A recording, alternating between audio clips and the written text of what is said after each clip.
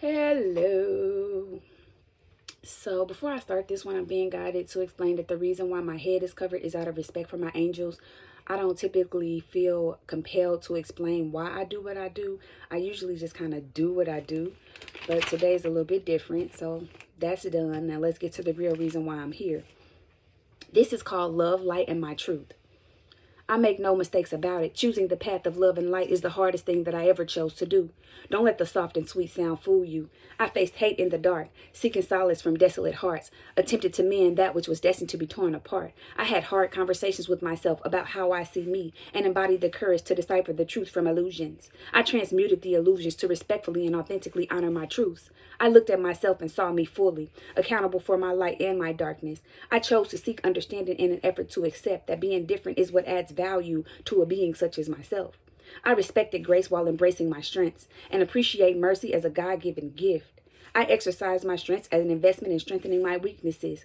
I had to live through the lesson in order to break the cycle of self-disgrace and cease the desire to satisfy the ego of empty souls' carcasses. I had to make vows to my heart of what we will and will not accept and convince it that it is safe to love, for that is the only way that we will win. It required that I refuse to entertain any energy not in alignment with my soul's living wishes.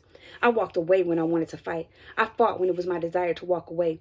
I remained quiet when I wanted to scream. I spoke when my comfort zone was begging me to digress. I had to do nothing when I wanted to get active. I stayed fearless when danger decided to pull my card. I comfortably walked the streets daily without a gun, confident that I am heavily protected at the highest level of protection, a level that makes the CIA look like hall monitors of an elementary school. I had to trust God when the adversary was standing at my door.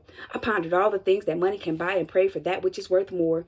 I elected peace as my natural state of being. I smiled when my tear ducts were drowning. I cried while my lips maintained a crescent stance. I healed while under consistent malicious attacks. I vowed to respect the position of others more than capable and willing to agree to disagree.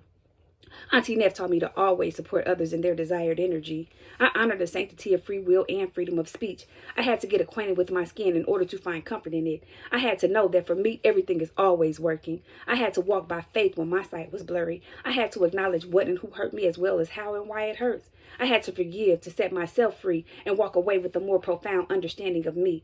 I had to learn what makes me happy and devote myself to that intentionally.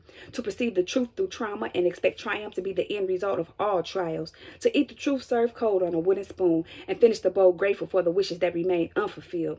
I had to balance my emotions. I equated self-control to generational wealth. I learned that a sound mind is the cornerstone of positive health and that unmanaged resentment can activate the forming of cancerous cells. I love on myself because it is good for my health. I have daily rendezvous with nature. I consider it a best practice and vital to my soul's ascension. I endured gang stalking and character assassination attempts.